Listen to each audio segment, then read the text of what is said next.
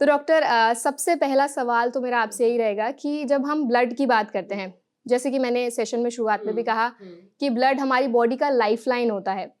तो क्या रोल होता है, मेजर क्या रोल होता है ब्लड का हमारी बॉडी में? जैसे आपने कहा कि ब्लड जो है वो हमारी बॉडी में न्यूट्रिएंट्स एंड ऑक्सीजन पहुंचाता जी। है। तो whatever we are eating, whatever we are taking the breath, it is all the whole body is maintained on oxygen and nutrients that is supplied by outside. So the thing that is supplying that to your body is the blood.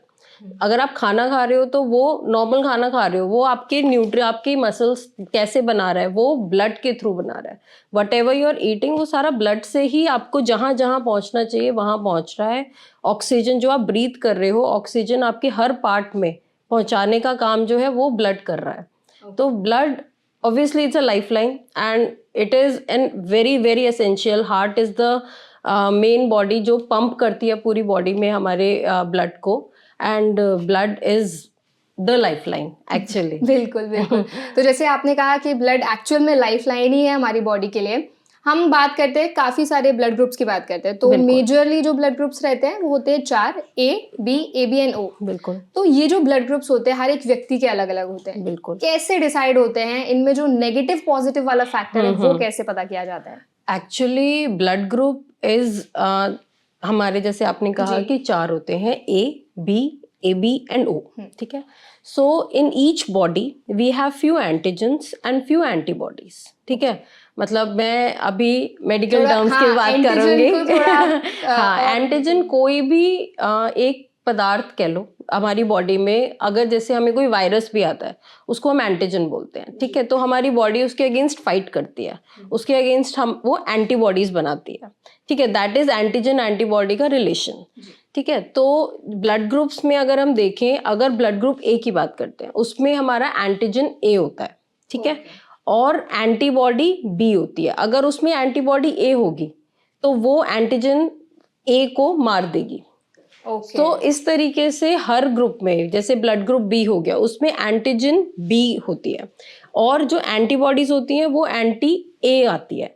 उसमें anti B नहीं हो सकती क्योंकि वो नहीं तो B antigen और antibody मार देगी।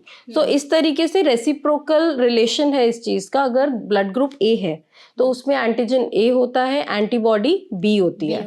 ब्लड ग्रुप बी में एंटीजन बी होता है और एंटीबॉडी ए होती है। ऑपोजिट होता है। अब जैसे अगर हम ए बी की बात करें, A B is a combination of antigen A and antigen B. So the body does not have any antibody against A and B. Okay, and the O group has no antigens at all. Like it does not have A antigen and B antigen, so it has both the antibodies in the blood, anti-A and anti-B. So these are the various categories of the blood group that we have. Like अगर हम A blood group की बात करें तो A blood group को हम B blood group नहीं दे सकते. That's a that we cannot do, mismatch it happen, नहीं कर सकते क्योंकि एंटी ए, उसमें हमारे पास ए एंटीजन है, एंटी बी है। इफ वी गिव बी का blood to the A group के लोगों को, तो उसमें क्या होगा कि बी ग्रुप में एंटी ए है और वो एंटीजन ए को जाके मार देगा। तो इस तरीके से वो मिसमैच हो जाता है। तो हमें जिस ब्लड ग्रुप का होता है वही देना होता है। अब जैसे जो ओ ब्लड ग्रुप है उसमें सिर्फ एंटीबॉडीज हैं, तो ओ ब्लड ग्रुप के जो लोग होते हैं उनको सिर्फ वो डोनेट कर सकते हैं, all donors.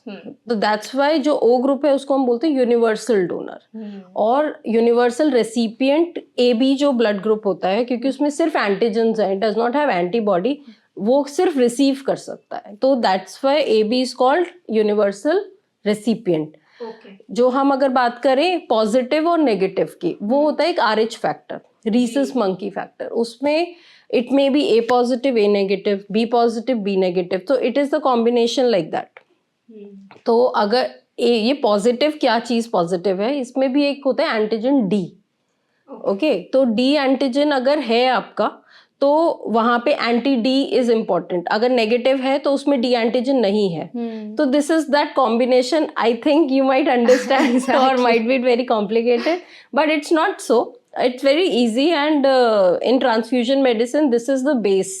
of what we are giving blood to people and how we are managing the patients. बिल्कुल, जैसे अभी मैम आपने बताया कि किस ग्रुप ब्लड ग्रुप के लोग किस ब्लड ग्रुप को ब्लड डोनेट कर सकते हैं। आपने बताया कि ओ ऑल डोनर होता है, यूनिवर्सल डोनर होता है। बिल्कुल। तो फॉर एग्जांपल अगर किसी पर्सन का ब्लड ग्रुप ए बी है, बिल्कुल, तो ए वाले जो लोग हैं वो ए बी को ब्लड डोनेट कर वो सकते हैं? सेकंड चॉइस रहती है हमारी, बट यूनिवर्सल रेसिपिएंट हम ए बी ही, अगर मतलब ए बी का पेशेंट है तो उसको ए बी ग्रुप ही हम प्रेफर करते हैं, क्योंकि इन एनी केस थोड़ा बहुत amount of antibodies there in A group and B group also. तो फॉर एग्जांपल जैसे अभी आपने बताया पॉजिटिव एंड नेगेटिव फैक्टर भी होता है, तो वो भी हम देखते हैं ब्लड डोनेशन के टाइम पे? बिल्कुल बिल्कुल, A B positive and negative, मतलब उसमें भी ये रहता है कि पॉजिटिव को सिर्फ पॉजिटिव ब्लड जा सकता है, उसको नेगेटिव ब्लड भी जा सकता है, बट जो नेगेटिव ग्रुप्स होते हैं उनको सिर्फ नेगेटिव चाहिए होता है। इसीलिए हम कहते हैं कुछ ग्रुप्स बहुत रेयर होते हैं, जैसे A B negative, that's a very rare combination, and उसका blood availability in all the blood centres is very scarce, मतलब इतनी ज्यादा अवेलेबल नहीं है। मतलब पेशेंट जो डोनर्स होते हैं ए बी नेगेटिव, उसकी पॉपुलेशन अराउंड 2-3% है।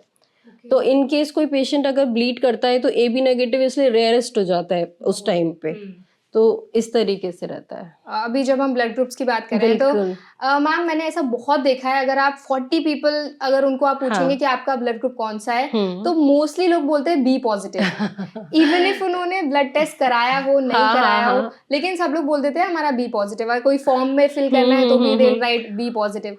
तो why is B positive so common, क्यों इतना कॉमन है? Actually depends upon the reason.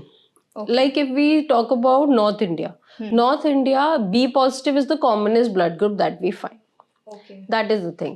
In different parts of the country, we have different prevalent blood groups that we have. In North India, it is obviously we are living in Delhi, so it is so ki everyone says B positive. B positive.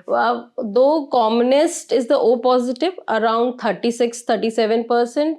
Followed by B positive, that is around 32% population has B positive. Then comes A positive, and then it comes as AB. AB is the least number of people have the AB group. That's okay. And सबसे healthy blood group ऐसा कुछ होता है माना जाता हो? Healthy blood group कुछ factors हैं, ऐसा नहीं है कि किसी का कोई ब्लड ग्रुप है वो अनहेल्दी है, इट इज नॉट सो, है ना। तो like if we talk about healthy O blood group, people are saying कि it is the healthiest because it reduces the risk of some heart diseases because it don't have any antigens, and might be that is one factor कि क्यों उसको healthy बोलते हैं। ए जो blood groups होते हैं उनका ये होता है कि they have that character of high LDL cholesterol, they have the risk of high LDL cholesterol in their body. That's why type जो A blood group A है थोड़ा सा, but ऐसे कोई कैटेगरी नहीं है कि which one is healthiest and which one is not. So depending upon the personality also, person to person depend करता है, it's not so. Ma'am most of the times हम ये भी सुनते हैं कि कुछ लोगों का ब्लड थिन है तो कुछ लोगों का बोलते हैं हम थिक ब्लड है, तो ये क्या होता है, क्या इससे भी कोई कॉम्प्लिकेशंस होते हैं? थिक और थिन ब्लड जो है that depends upon the concentration, जो डिपेंड करता है वो हीमोग्लोबिन की मात्रा पे डिपेंड करता है। जैसे WHO बोलता है कि 16.5 मेल्स के लिए और 16 ग्राम्स फीमेल के लिए ये अपर लिमिट ऑफ हीमोग्लोबिन होती है, मतलब इससे ज्यादा है तो उस कंडीशन को हम बोलते हैं इरिथ्रोसाइटोसिस या उसको बोलते हैं पॉलीसाइथीमिया, दोनों एक ही चीज है। अगर उससे ज्यादा हीमोग्लोबिन है तो वो कैटेगरी में आ जाता है पॉलीसाइथीमिया के।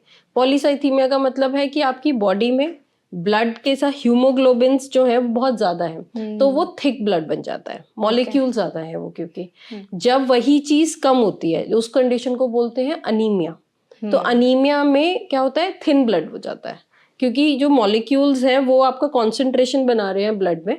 तो जब वो ज्यादा है पॉलीसाइथीमिया उसको बोलते हैं थिक ब्लड, जब वो कम है अनीमिया है तो उसको बोलते हैं थिन ब्लड। थिक ब्लड के साथ कुछ कुछ प्रॉब्लम्स एसोसिएटेड होती हैं अलग अलग तरीके की, क्योंकि फ्लो जो है बेसिकली जो आपके वेसल्स में, ब्लड वेसल्स में फ्लो, ब्लड हमारा एक फ्लोइंग लिक्विड है बेसिकली, तो अगर वो हैवी होगा, थिक होगा तो उसका जो फ्लो है वो बहुत धीरे धीरे जाएगा। तो जब वो धीरे धीरे जाएगा तो ऑब्वियसली आपको ज्यादा रिस्क रहता है किसी भी जैसे आर्टरी डिजीज, हार्ट डिजीजेस हो गई, कोई भी ब्लॉकेज के कंडे, तो वो ज्यादा रहती है। तो थिक ब्लड का इस वजह से Complications प्रॉब्लम होते है, हैं। बिल्कुल।